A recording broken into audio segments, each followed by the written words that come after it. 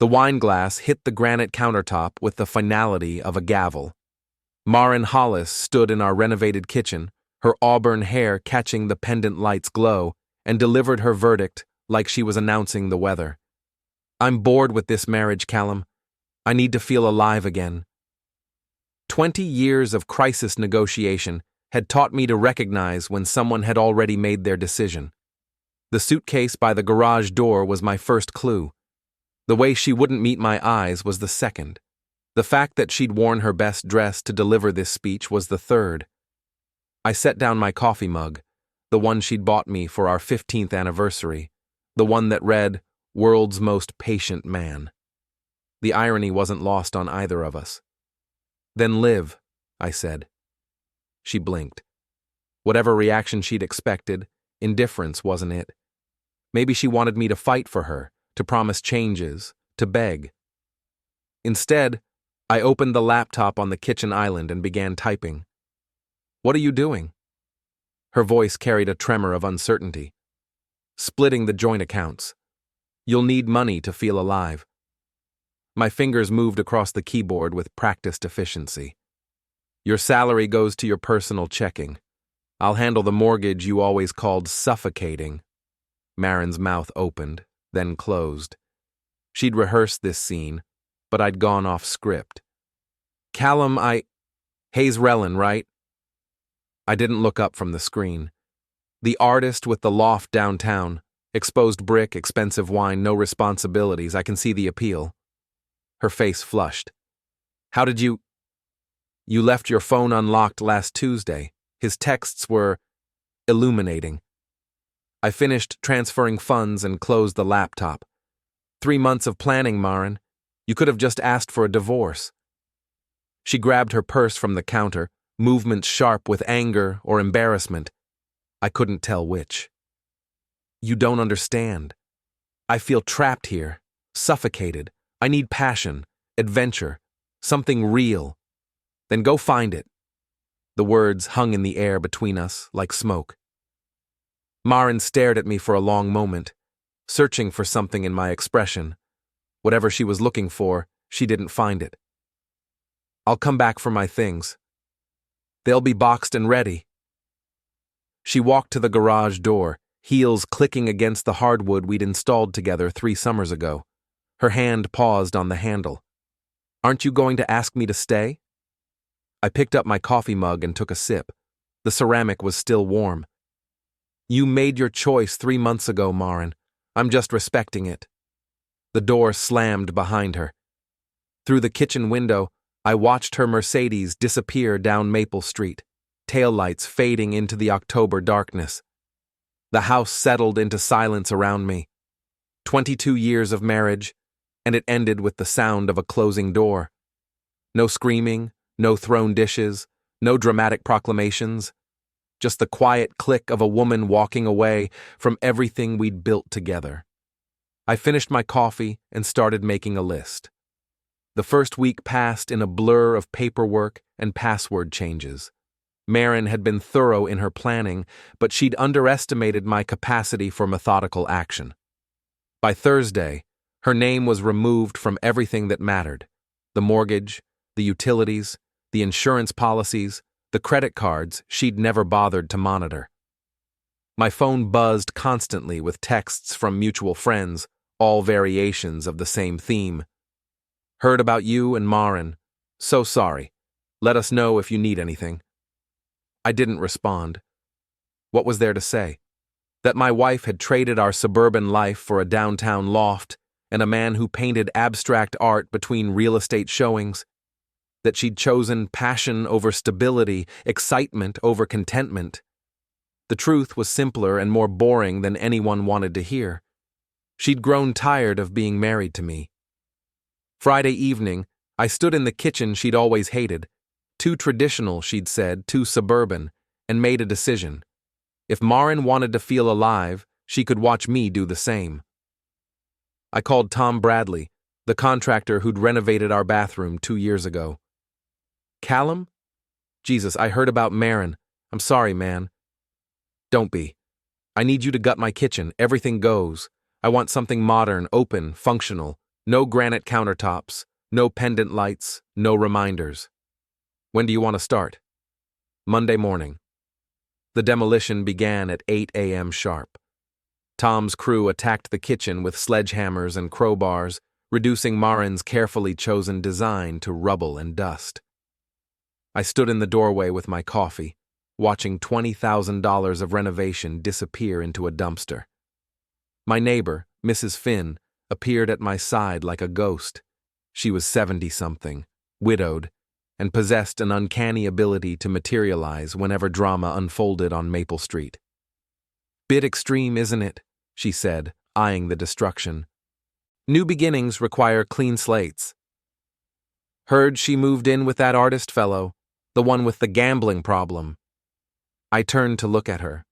Mrs. Finn's intelligence network rivaled the CIA's. "Gambling problem?" "Oh, yes. My nephew works at the casino in Springfield. Says Hayes Rellin's a regular. High-stakes poker, sports betting, the works. Owes more than he makes, if you catch my meaning." Interesting. Maren had always been careful with money, almost obsessive about our budget.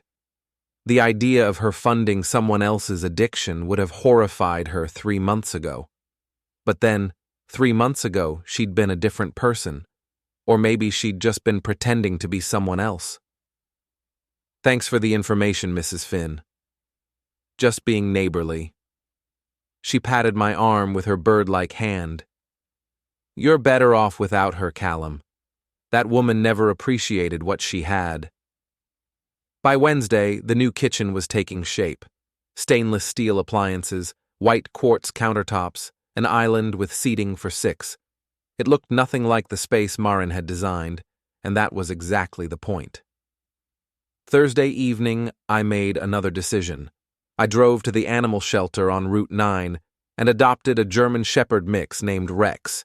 He was 3 years old, house-trained, and had been returned twice by families who couldn't handle his energy.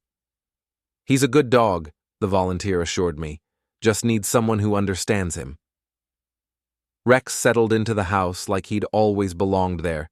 He claimed the spot by the fireplace that Maren had reserved for decorative pillows, and I didn't have the heart to move him. For the first time in weeks, the house felt occupied rather than empty. Sunday morning, I invited my colleagues from the crisis negotiation firm for dinner. I'd been making excuses for months, claiming Maren wasn't feeling social. Now I had a kitchen worth showing off, and no one to consult about the guest list. The first to arrive was Leora Selrick, our forensic psychologist. She was 41, recently widowed, with the kind of sharp intelligence that cut through pretense like a scalpel. She stood in my new kitchen, wine glass in hand, and nodded approvingly. "This is better," she said. "Then what?" "Then whatever was here before. I can tell from your posture. You're comfortable in this space." I handed her a plate of appetizers. Maren designed the old kitchen. Every detail was her choice. "And now?"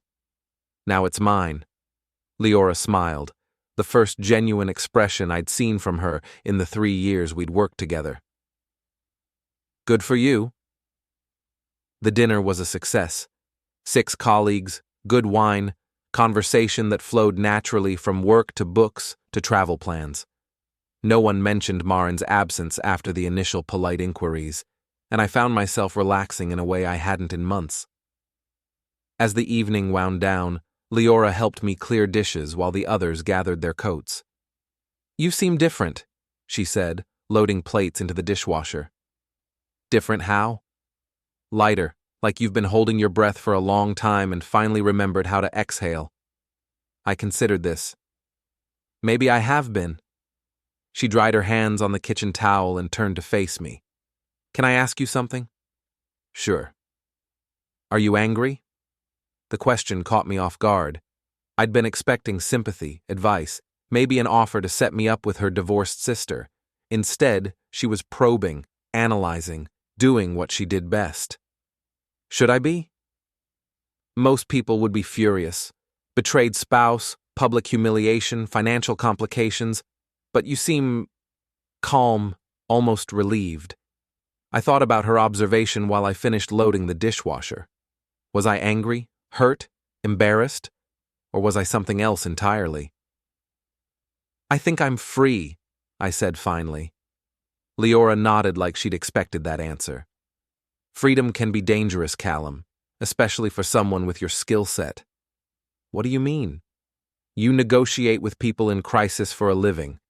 You know how to read motivations, exploit weaknesses, find pressure points. That's a lot of power for someone who's just been given permission to use it." She gathered her purse and coat, leaving me alone with her words and the lingering scent of her perfume. Through the kitchen window, I watched her drive away, taillights disappearing into the same darkness that had swallowed Maren 3 weeks ago. Rex padded into the kitchen and sat beside me, his warm weight against my leg. I scratched behind his ears and considered Leora's warning. Freedom and power. An interesting combination. My phone buzzed with a text from an unknown number. "Heard you're single now. Coffee sometime? Jennifer from the gym." I deleted the message without responding. I wasn't ready for coffee dates or sympathy meals or well-meaning setups. But I was ready for something else. Something I couldn't quite name yet. Outside, October wind rattled the windows of my empty house. Not empty. Different. Mine. For the first time in 22 years, I could do whatever I wanted. The question was, what did I want to do? 3 weeks into my new life, information began flowing like water through a broken dam. Mrs. Finn proved to be an invaluable source, her network of gossips and busybodies rivaling any intelligence agency. Over morning coffee on her back porch, she updated me on Maren's downtown adventures with the enthusiasm of a war correspondent. "That artist fellow's in deeper than I thought," she said, refilling my cup. "My hairdresser's daughter works at the bank. Says his account's been overdrawn 6 times this month." "Interesting. Gets better. Seems his ex-wife's been calling, threatening to take him back to court for child support. Owes her $18,000 last I heard." I sipped my coffee and processed this information. Maren had always been meticulous about our finances, reviewing every statement, questioning every expense. The idea of her supporting a man with gambling debts and legal problems would have been unthinkable a month ago. "There's more," Mrs. Finn continued, clearly enjoying her role as neighborhood intelligence chief. "My book club friend lives in his building. Says there's been shouting matches at all hours. Maren's car hasn't been in the visitor parking for 3 days." This was news. I'd assumed their passionate reunion was proceeding smoothly. Apparently, reality had other plans. "Where is she staying?" "Taylor Morrison's place, from what I hear. You remember Taylor, works at the bank, divorced last year, lives in those new condos by the river." I did remember Taylor. She'd been Maren's closest friend, her confidant during the months of planning her escape. If Maren was sleeping on Taylor's couch, the downtown dream was already cracking. That evening, I drove past Hayes Rellin's building. His loft occupied the top floor of a converted warehouse, all exposed brick and oversized windows. Very artistic, very expensive, very impractical for someone with financial troubles. I parked across the street and waited. 20 minutes later, a silver BMW pulled up to the curb. A woman got out. Young, blonde, visibly pregnant. She had a key to the building's front door. Interesting indeed. My phone rang as I drove home. The caller ID showed Maren's number. "Hello, Maren." "Callum." Her voice sounded strained, tired. "We need to talk." "About what?" "About us. About what happens next." I pulled into my driveway and sat in the car, engine running. "I thought you'd figured that out already." "It's complicated." "Most things are. What do you need?" A pause. In the background, I could hear traffic, the sound of downtown life. She wasn't calling from the loft. "Can I come by tomorrow? To get some of my things?" "Your things are boxed in the garage. I can leave them on the porch." "Callum, please, I just need to see you. To explain." Explain what? That you're bored? That you need to feel alive? I got the message. You don't understand. Hayes isn't. Things aren't what I expected. I almost smiled. Crisis negotiation had taught me to recognize the moment when someone realized they'd made a terrible mistake. The desperation in Maren's voice was textbook. Life rarely meets our expectations, Maren. That's what makes it interesting. Don't be cruel. I'm not being cruel. I'm being honest. You wanted passion and adventure. If you found something else instead, that's not my problem to solve. Another pause. Longer this time. I'll come by tomorrow afternoon, around 3. I won't be here, but your boxes will be on the porch. I ended the call and sat in my driveway, watching lights flicker on in the houses around me. Normal people living normal lives, dealing with normal problems. I'd thought I was one of them until a month ago.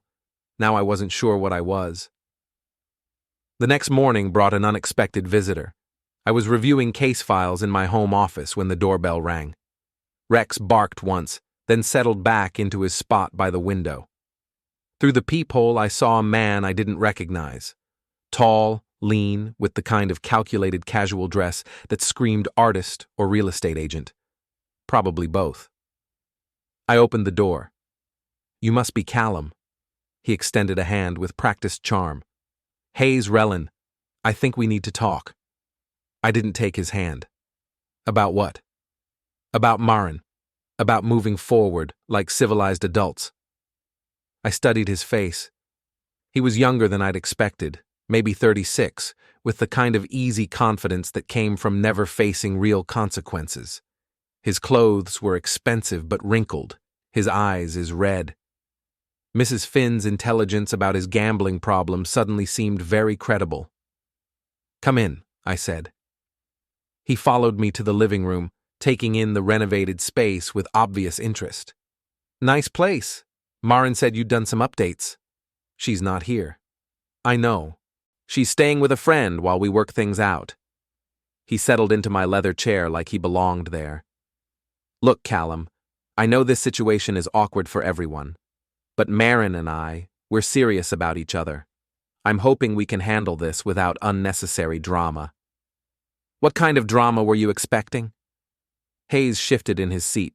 Well, you know, angry phone calls, showing up at my place, making things difficult at her work, the usual divorced husband routine. I leaned back on the couch and studied him. You think I'm going to cause problems for you? I think you're probably upset, hurt, maybe looking for someone to blame. His tone was reasonable, understanding, completely condescending. I get it, but Maren made her choice. Fighting it won't change anything. You're right, I said. Fighting would be pointless. He relaxed slightly, mistaking my agreement for surrender. Exactly. We're all adults here. These things happen. They do, though I have to ask, how are you planning to support her? Maren's used to a certain lifestyle. His confidence flickered. We'll figure it out. I've got some big projects coming up, real estate deals in the works. That's good. She'll need stability, security. She's not the type to rough it. Right. Of course. He stood up, suddenly eager to leave. Well, I'm glad we could clear the air. No hard feelings? I walked him to the door. None at all. He paused on the porch, looking back at me with something that might have been suspicion. You're taking this awfully well. What's the alternative? Maren wants to be with you. I'm not going to stand in the way of true love. Hayes nodded, but his expression remained uncertain. He'd come here expecting a fight and found acceptance instead.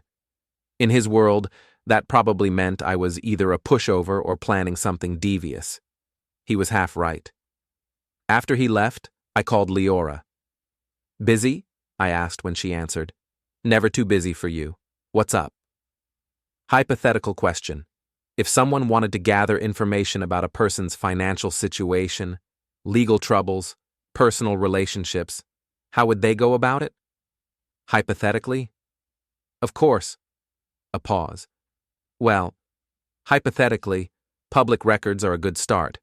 court filings, property records, business licenses. Then there are social media profiles, professional networks, mutual acquaintances who might be willing to share information.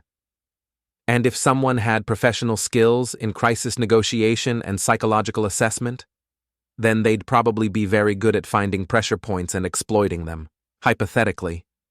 Another pause. Callum, what are you planning? Nothing dramatic, just exploring my options. Be careful. The line between justice and revenge can be thinner than you think. After we hung up, I opened my laptop and began researching Hayes Rellin. Public records, social media, professional listings, all of it painting a picture of a man living beyond his means and running out of time. By evening, I had a comprehensive profile. Hayes owed money to his ex-wife, his bookie, his landlord, and the IRS. His art sales were sporadic, his real estate commissions inconsistent. He was 36 years old and financially underwater, sustained only by charm and the occasional wealthy girlfriend. Like Maren. I printed out my research and filed it carefully. Information was power, and power was something I'd been lacking for a long time. But not anymore.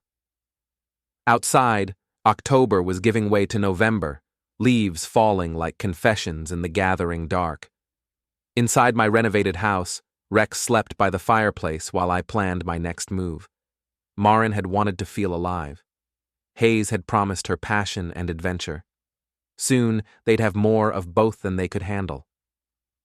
November arrived with the kind of bitter cold that makes people reconsider their life choices. I was reviewing quarterly reports in my office when Mrs. Finn called with an update that made me set down my coffee. "She's back at his place," she said without preamble. "Saw her moving boxes from Taylor's car yesterday evening. But here's the interesting part. There was another woman there too. Young thing, pregnant as a house.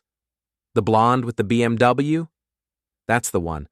My book club friend says she's been living there for 2 weeks. Seems our artist has been juggling more than we thought." I thanked Mrs. Finn and hung up, processing this development. Hayes was playing a dangerous game, housing both women in the same space. Either he was supremely confident in his ability to manage the situation, or he was more desperate than I'd realized. Probably both.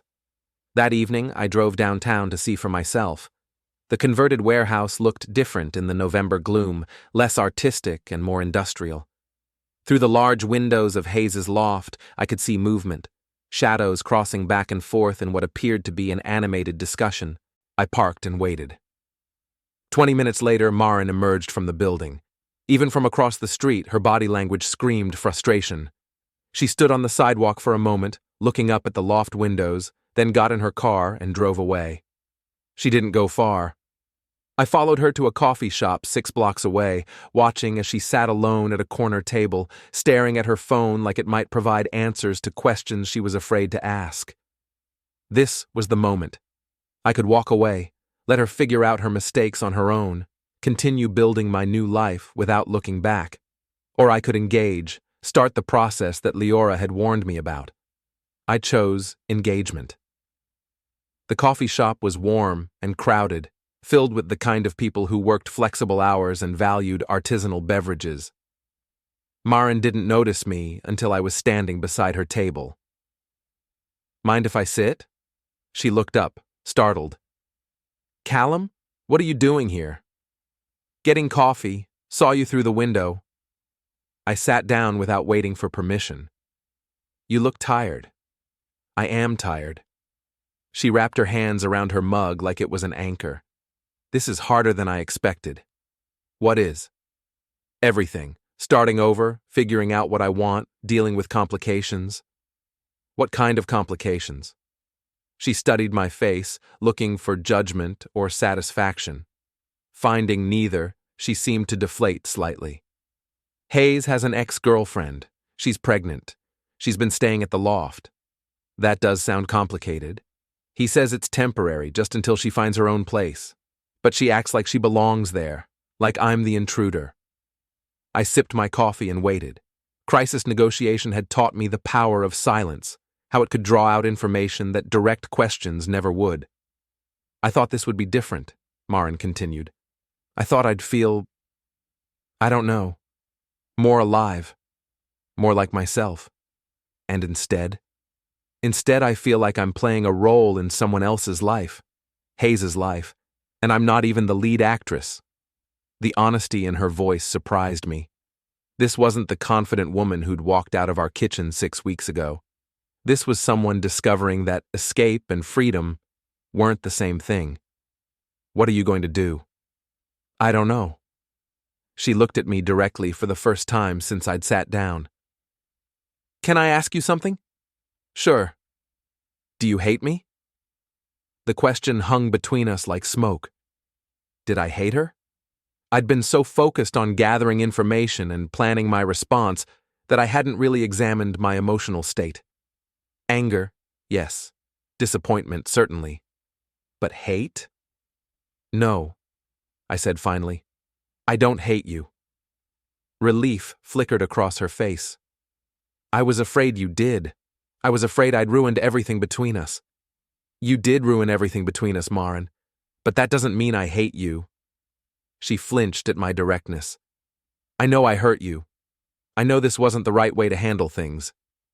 There's no right way to handle boredom and restlessness. You made a choice. Now you're living with the consequences. The consequences are harder than I expected. They usually are.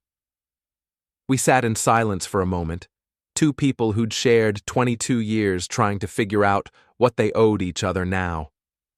Callum? Yes? If I wanted to come home, just to talk, to figure things out, would you let me? Here it was. The opening I'd been waiting for, the moment when her resolve cracked enough to let me inside. I could say yes, welcome her back, try to rebuild what we'd had, or I could do something else entirely. Home isn't empty, Maren. I have a dog now. I've been hosting dinner parties. Leora Selrick has become a regular guest. Her eyes widened. Leora? From your office? She's good company. Intelligent, honest, no pretense. We've been spending a lot of time together. It wasn't technically a lie. Leora had been to 3 dinner parties, and we'd had several long conversations about work, books, and life in general. But I let the implication hang in the air, watching Maren's face as she processed it. Are you seeing her? I'm seeing a lot of people these days. Turns out I'm more social than I thought. Maren's composure finally cracked. You're punishing me. I'm living my life, the same thing you're doing. It's not the same thing at all. You're right, it's not. I finished my coffee and stood up. I'm not running away from anything. I left her sitting in the coffee shop, staring after me with the expression of someone who'd just realized they'd miscalculated badly. Through the window, I watched her pull out her phone, probably calling Hayes or Taylor or whoever was currently serving as her emotional support system. The drive home took me past Hayes's building. The loft windows were dark now, no shadows moving behind the glass. Whatever conversation had been happening earlier was over, at least for tonight. Back home, Rex greeted me with the uncomplicated enthusiasm that only dogs can manage.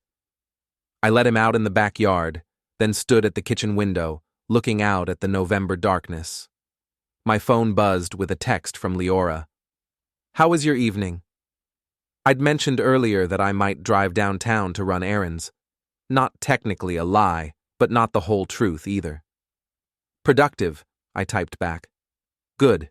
Want to grab lunch tomorrow? I have some thoughts about the Peterson case. Sure. Noon at the usual place? Perfect. Sleep well, Callum. I set the phone aside and called Rex back inside. The house felt different now, charged with possibility. Maren's return to Hayes's loft wouldn't last long, not with a pregnant ex-girlfriend in residence and financial pressure mounting. She'd be back, looking for stability, comfort, familiar ground, and when she came back, I'd be ready, but not in the way she expected. The call came at 11 p.m. on a Tuesday, 3 weeks after my coffee shop encounter with Maren. I was reading in bed, Rex sprawled across the foot of the mattress, when my phone lit up with her number. Callum? Her voice was thick with tears. I'm sorry to call so late, but I didn't know who else. What's wrong? Hayes and I had a fight. A bad one. I'm sitting in my car outside Taylor's building, but she's not answering her phone. I think she's out of town. Through the phone, I could hear traffic, the distant sound of downtown nightlife. She was alone, stranded, reaching out to the one person she'd walked away from. Where's Hayes? At the loft with Rebecca. That's the pregnant girl. They were arguing about money when I got home from work, and when I tried to mediate, they both turned on me. Hayes said I was being controlling, that I didn't understand their history. Rebecca said I was a homewrecker who broke up a happy relationship. Were they happy? A bitter laugh. Happy enough to rack up $30,000 in debt together, apparently. Did you know about his gambling problem? I'd heard rumors. It's not rumors, Callum. It's real. He owes money to people who don't accept excuses, and now Rebecca's threatening to take him back to court for child support, and the landlord's talking about eviction, and I'm supposed to what? Fund their dysfunction? I got out of bed and walked to the kitchen window. Outside, Maple Street was quiet, peaceful, normal. Everything Maren had thought she wanted to escape. What do you need? I don't know. A place to think, maybe. Just for tonight. Here was the moment Leora had warned me about. The choice between mercy and opportunity, between helping someone in crisis and exploiting their vulnerability. In my professional life, the distinction was clear. I helped people navigate their worst moments. In my personal life, the lines were blurrier. The guest room is available, I said. Really? You'd let me stay. One night, to figure out your next move. Thank you. God, Callum, thank you. I'll be there in 20 minutes. She arrived in 15, pulling into the driveway like she was escaping a pursuit. Through the window, I watched her sit in her car for a moment, gathering courage or composure. When she finally approached the front door, she looked smaller than I remembered, diminished by circumstances she hadn't anticipated. Rex barked once when the doorbell rang, then settled back into his spot by the fireplace. I'd trained him well, alert but not aggressive, protective but not paranoid. Hi, Maren said when I opened the door. Hi. She stepped into the foyer, looking around with obvious surprise. You changed the paint. I changed a lot of things.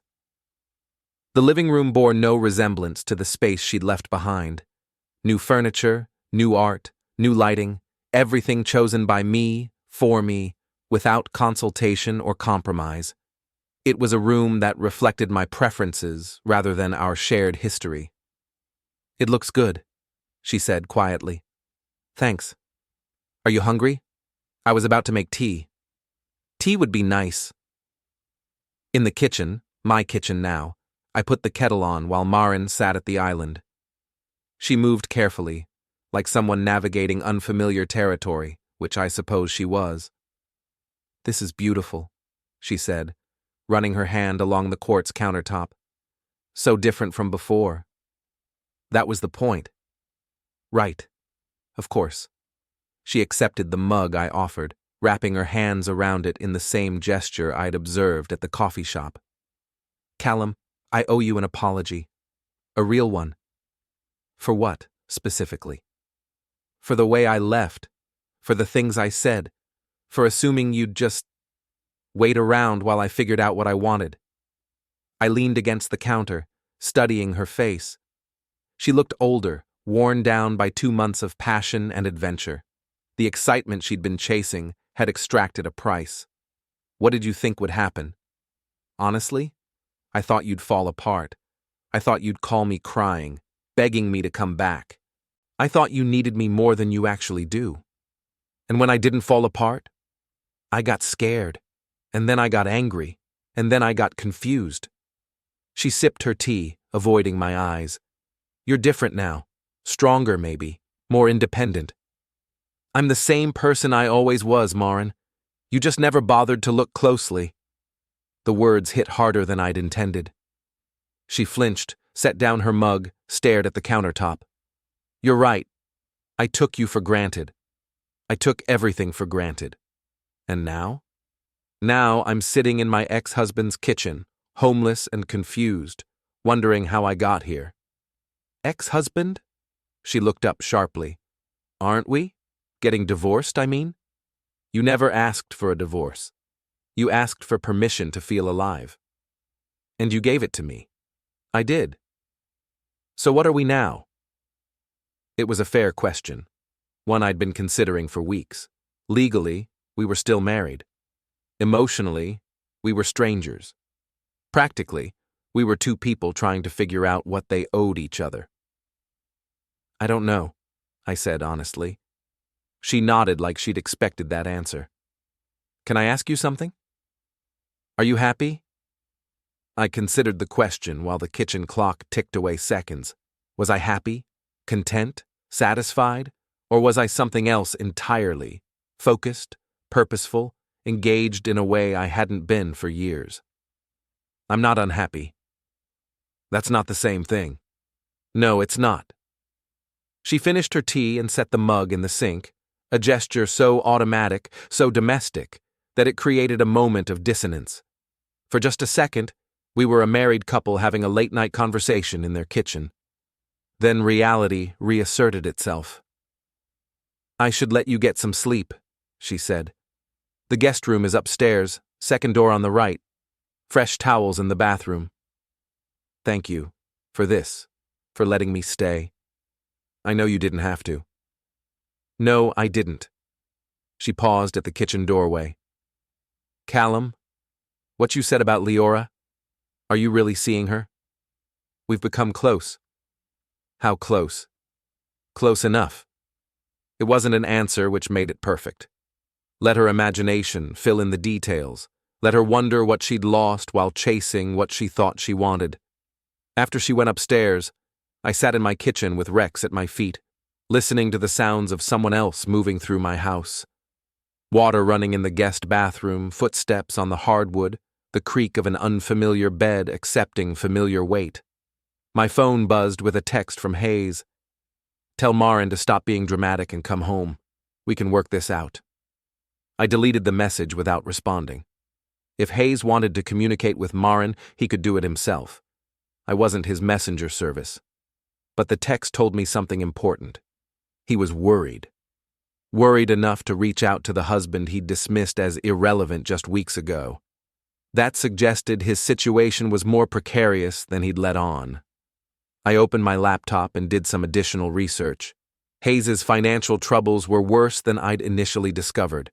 His gambling debts, his child support arrears, his mounting credit card balances, all of it painting a picture of a man running out of options.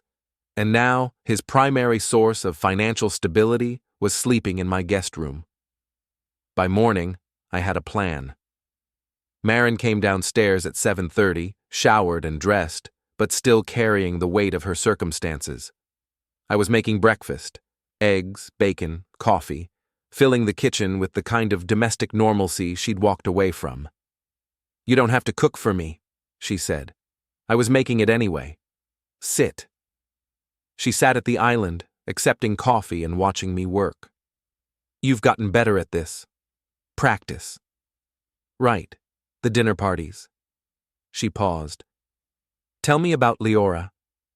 I plated eggs and set them in front of her. What do you want to know? Are you in love with her? That's a complicated question. Most important questions are. I sat across from her with my own breakfast.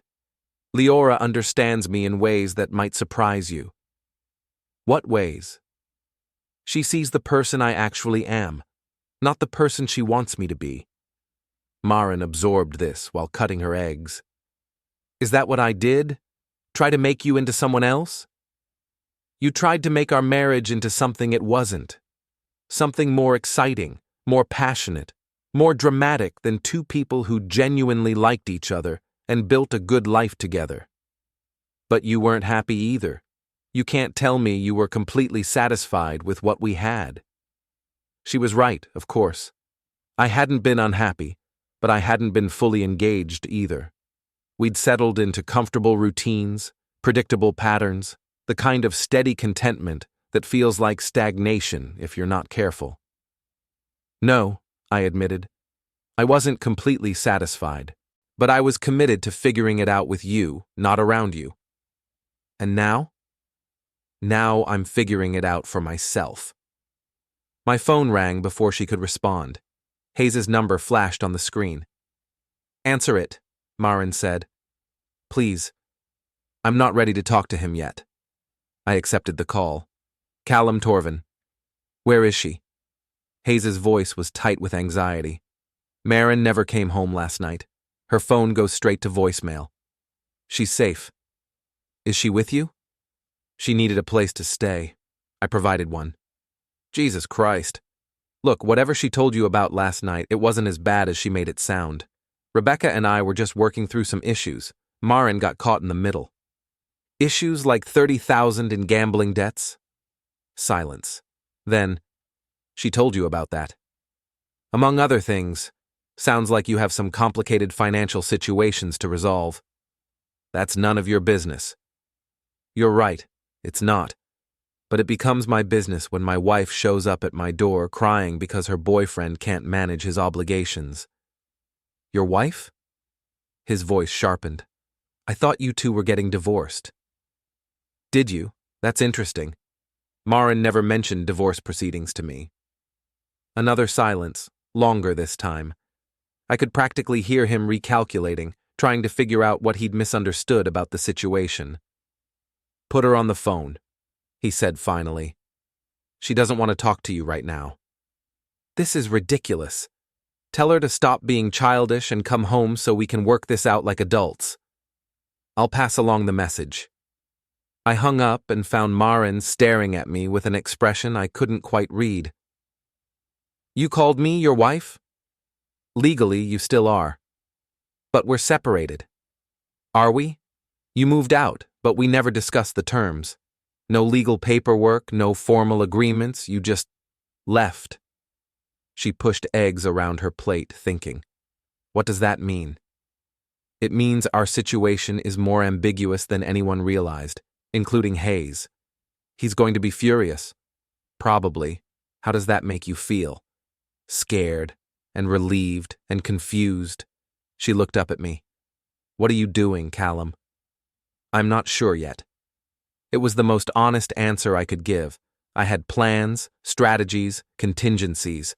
But I was also improvising, responding to opportunities as they presented themselves. Maren's presence in my house was both calculated and spontaneous, part of a larger design I was still sketching. After breakfast, she called in sick to work and spent the day in my living room, alternately staring at her phone and pacing like a caged animal. I worked from my home office, monitoring her emotional state through periodic check-ins disguised as offers of coffee or lunch. By afternoon, she'd made a decision. I need to go back, she said, standing in my office doorway. To Hayes? To get my things, to have a real conversation about what happens next. And if he doesn't want to have that conversation, then I'll know where I stand. I saved my work and closed the laptop. I'll drive you. You don't have to. Yes, I do. The downtown warehouse looked different in daylight, less romantic, more industrial. Hayes' BMW was parked outside, along with the silver car I'd seen the pregnant woman driving. Both of them were home, which meant Maren was walking into a situation with multiple variables and unknown dynamics. Perfect. Want me to come up with you? I asked. No, this is something I need to handle myself. She paused with her hand on the car door. But will you wait? Just in case? I'll wait. She disappeared into the building while I parked across the street and settled in to observe. Through the large loft windows, I could see figures moving around, 3 people in what appeared to be an animated discussion. 20 minutes later, the discussion became an argument. I couldn't hear words, but body language was universal. Pointing fingers, defensive postures, someone throwing their hands up in frustration. Then Maren appeared at the window, looking down at the street. She saw my car and held up 5 fingers. 5 more minutes. Those 5 minutes stretched into 10, then 15. The argument upstairs intensified, and I began to worry that my presence was making things worse rather than better. Then the building's front door flew open, and Maren emerged carrying 2 suitcases and what looked like a box of personal items. Her face was flushed with anger or embarrassment or both. Behind her came Hayes, still talking, still gesturing, still trying to manage a situation that had clearly gotten away from him. "This is insane, Maren. You're throwing away everything we built together over one stupid fight." "One fight?" She turned to face him on the sidewalk. "Hayes, your ex-girlfriend is living in your bed. Your bookie called 3 times yesterday. Your landlord served you an eviction notice. This isn't one fight. This is reality, catching up with your fantasy. We can work through this, all of it, if you just give me a chance." "I gave you a chance. I gave you my savings, my credit, my trust. What did you do with it?" Hayes noticed my car for the first time. His expression shifted from pleading to angry as he recognized me behind the wheel. "This is about him, isn't it? You're running back to your boring suburban husband because things got a little complicated here." "Things didn't get complicated, Hayes. They got real." She loaded her belongings into my car while Hayes stood on the sidewalk, watching his financial lifeline drive away. In the loft window above, I could see the pregnant woman looking down at the scene with what might have been satisfaction. "Are you okay?" I asked as we pulled away. "No, but I'm better than I was an hour ago." "What happened up there?" "Reality happened. Hayes owes more money than I thought, to more dangerous people than I realized. Rebecca isn't just his ex-girlfriend. She's his business partner in some kind of art investment scheme that's about to collapse. And I was supposed to be the solution to all of it. The solution? The stable income, the good credit, the responsible adult who could bail them out of their mistakes." She laughed bitterly. "I thought I was choosing passion over security.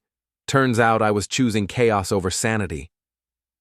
We drove in silence for a while, heading back toward the suburbs and the life she'd tried to escape. But something had changed during her 2 months downtown, not just in her circumstances, but in her understanding of what she actually wanted. "Callum?" "Yes? Can I stay at the house, just until I figure out what comes next?" "The guest room is yours as long as you need it." "Thank you." But even as I agreed, I was calculating the implications. Maren back in my house, dependent on my generosity, grateful for my stability. Hayes downtown, desperate and increasingly dangerous as his financial situation deteriorated. All the pieces were falling into place exactly as I'd hoped. Phase 1 was complete. Now the real work could begin. Having Maren back in the house created a strange domesticity that felt both familiar and foreign. She moved through the spaces carefully, like a guest who wasn't sure of her welcome, while I maintained the routines I'd established during her absence. We were polite, considerate, and completely artificial with each other. The first week passed without incident. Maren went to work, came home, cooked dinner occasionally, and spent her evenings in the guest room or the living room, always with her laptop or phone, always looking like she was trying to solve an equation with too many variables. I maintained my dinner parties, my friendship with Leora, my conversations with Mrs. Finn. But I also watched, listened, and planned. Hayes called constantly. I could hear Maren's phone buzzing at all hours, followed by increasingly tense conversations that usually ended with her hanging up on him. His messages, from what I could overhear, ranged from pleading to angry to desperate. "He wants me to co-sign a loan," Maren told me one evening as we cleaned up after dinner. "For what?" "His rent. Apparently the eviction notice was real. He needs $12,000 to catch up on back payments." "Are you going to do it?" She dried a plate with more force than necessary. "What do you think?" "I think you're smarter than that." "I used to think so too. But 2 months ago, I thought moving in with a gambling addict was a good idea, so my judgment isn't exactly reliable." The next morning brought news that changed everything. Mrs. Finn called while I was getting ready for work, her voice crackling with excitement. "You're not going to believe this," she said. "That artist fellow? He got arrested last night." I set down my coffee. Arrested for what? Assault. Apparently he got into a fight at the Blue Lantern with someone who claimed he owed them money. Threw a punch, connected with the wrong person, spent the night in jail. The Blue Lantern was our local bar, the kind of place where everyone knew everyone and gossip traveled faster than light. If Hayes had been arrested there, the whole town would know about it by evening. Is he still in jail? Released on bail this morning, from what I hear. But here's the interesting part. The person he fought with? That was Tommy Breslin. You know, the one whose brother runs the construction company? I knew Tommy Breslin by reputation. He was connected to people you didn't want to owe money to, the kind of person who collected debts through intimidation rather than legal proceedings. If Hayes had gotten into a physical altercation with him, his situation had just escalated from complicated to dangerous. Thanks for the information, Mrs. Finn. Just keeping you informed. That man's trouble, Callum. Your wife is well out of it. After she hung up, I sat in my kitchen, processing this development. Hayes's arrest would be public record. His fight with Tommy Breslin would be town gossip, and his desperation would be reaching critical levels, which meant he'd be making increasingly poor decisions. I was proven right that afternoon. Maren called me at work, her voice shaking with a combination of fear and anger. Hayes showed up at my office, she said. Security had to escort him out. What did he want?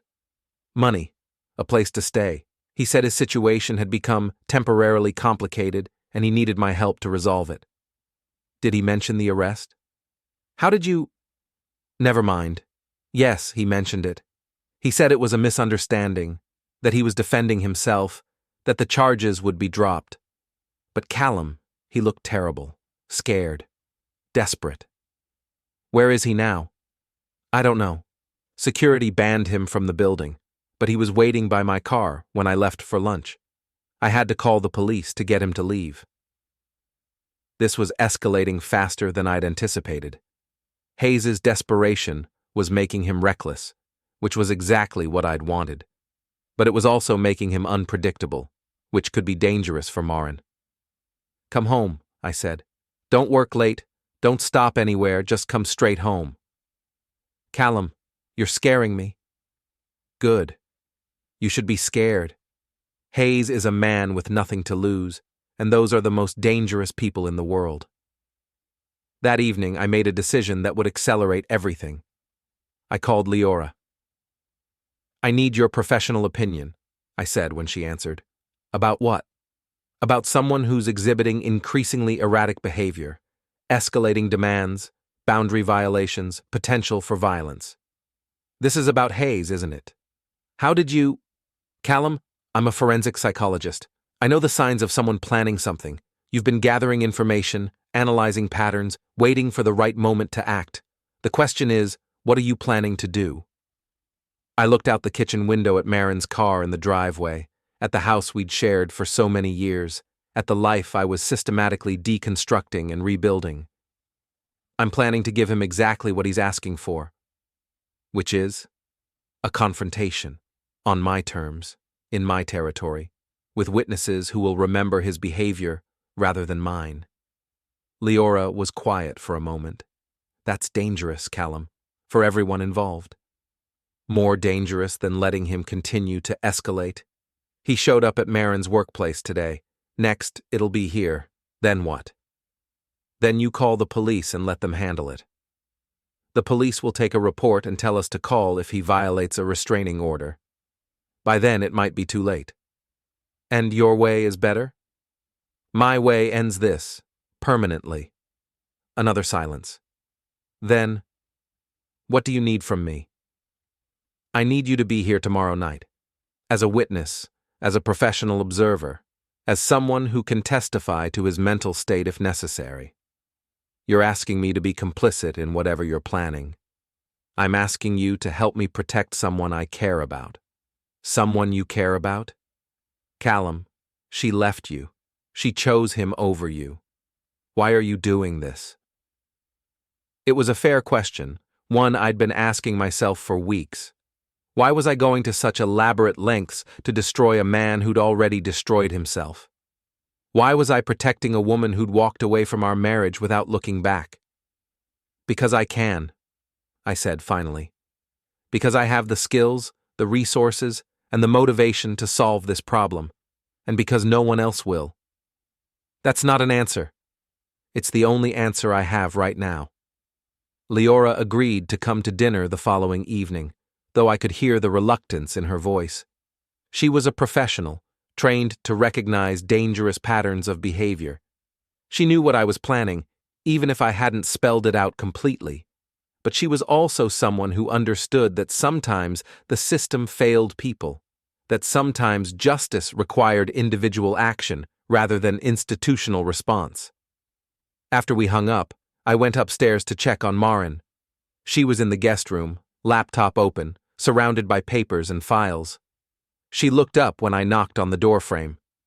Working late, trying to figure out my finances, how much I spent supporting Hayes, how much I'll need to get back on my feet, whether I can afford my own place. You don't have to move out. Yes, I do. This arrangement is temporary, Callum. We both know that. I sat on the edge of the bed, careful to maintain appropriate distance. What if it didn't have to be? What do you mean?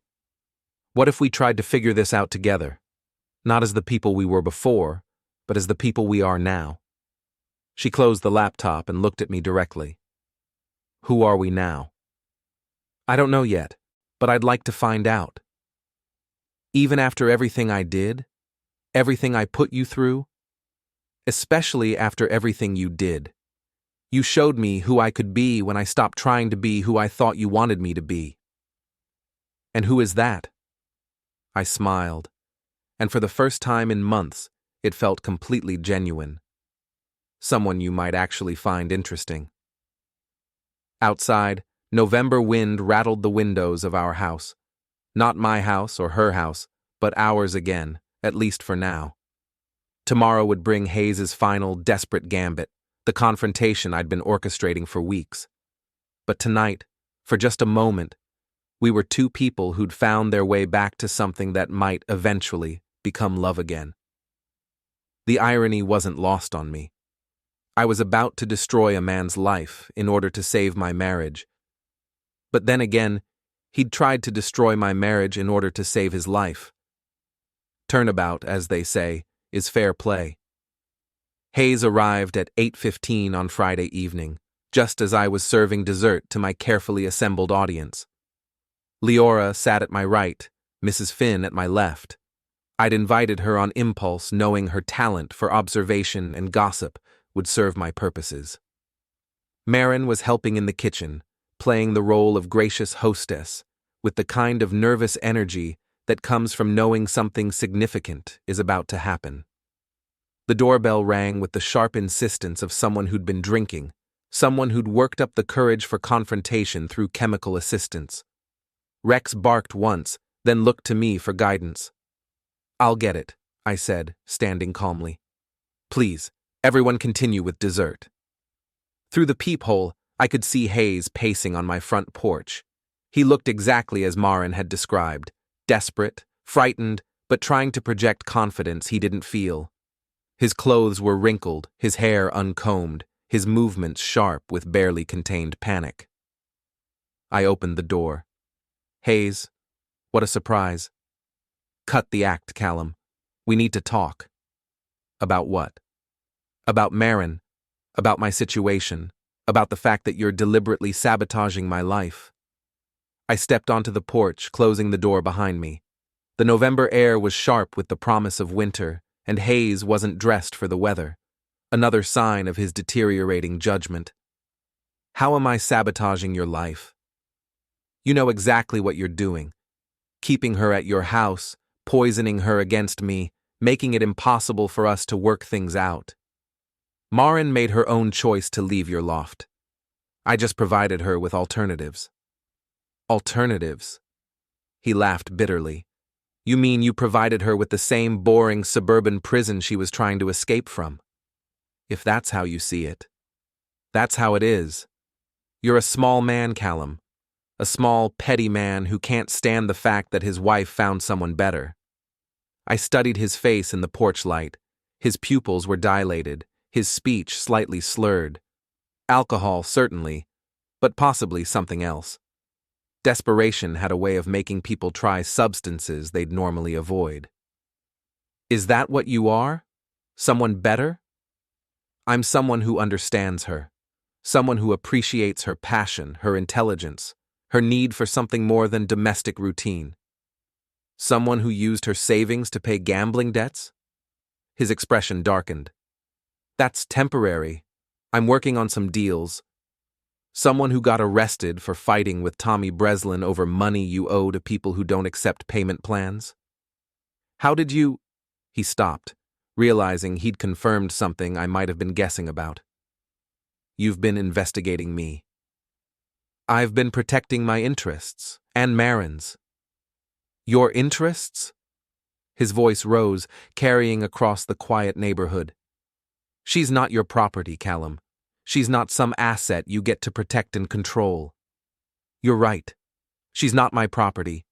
But she's also not your solution to a financial crisis you created through poor judgment and worse impulse control.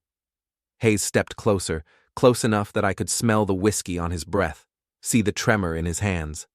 You think you're so smart, so superior, but you're just a middle-aged man clinging to a woman who doesn't want you anymore. If that's true, then what are you doing on my porch at 8 o'clock on a Friday night, begging me to give her back? The question hit home. Hayes's confident facade cracked, revealing the desperation underneath. He was a man who'd gambled everything on a relationship that was supposed to solve his problems, and now that relationship was dissolving along with everything else in his life. I love her, he said quietly. No, you don't. You need her. There's a difference. And you? Do you love her? I considered the question while Hayes waited for an answer that would either give him ammunition or destroy his last hope. I'm learning to, I said finally. Before he could respond, the front door opened behind me. Maren stepped onto the porch, followed by Leora. Both women took in the scene, Hayes disheveled and desperate, me calm and controlled, the tension crackling between us like electricity. Hayes, Maren said, what are you doing here? I came to talk to you, to ask you to come home. I am home. This isn't your home. This is your past. I'm your future. What future? Maren's voice carried a weariness that suggested they'd had this conversation before. Your loft is being foreclosed on. Your ex-girlfriend is suing you for child support. You owe money to people who solve payment disputes with violence. What exactly are you offering me? I'm offering you love, passion, a life that matters. You're offering me chaos. Hayes turned to me, his desperation finally overriding his judgment. This is your fault, all of it. You turned her against me. I didn't have to turn her against anything. I just gave her a safe place to see your situation clearly. Safe place. He laughed harshly. You mean boring place, predictable place, the same suburban nightmare she was trying to escape from. The nightmare, Leora said quietly, is thinking that chaos and passion are the same thing. Hayes noticed her for the first time. And who are you? Someone who recognizes destructive behavior patterns when she sees them. Patterns? His voice was getting louder, more erratic. You people and your patterns and your analysis and your safe little judgments. You don't understand what real life feels like. Real life, I said, feels like paying your bills on time, keeping your promises, and not getting arrested for bar fights with loan sharks. Real life feels like taking risks, pursuing dreams, refusing to settle for mediocrity. Whose dreams, Hayes? Yours or hers? The question hung in the November air like a challenge. Hayes looked at Maren, at me, at Leora, at the tableau we'd created on my suburban porch. 3 people who represented stability, responsibility, the kind of adult choices he'd been avoiding his entire life. Maren, he said, his voice breaking slightly, Please, just give me another chance. Come back with me tonight. We can work through this together. Maren stepped closer to me, a gesture so subtle that Hayes might have missed it if he hadn't been watching for signs of defection. I can't, she said. I won't. Why not? Because I finally understand the difference between feeling alive and being alive. You offered me the first. Callum's offering me the second. Hayes stared at her for a long moment, processing the finality in her voice. Then his expression shifted from pleading to angry to something darker. You're making a mistake, he said. Both of you. You think this is over, but it's not. I'm not going away quietly. Yes, I said calmly. You are.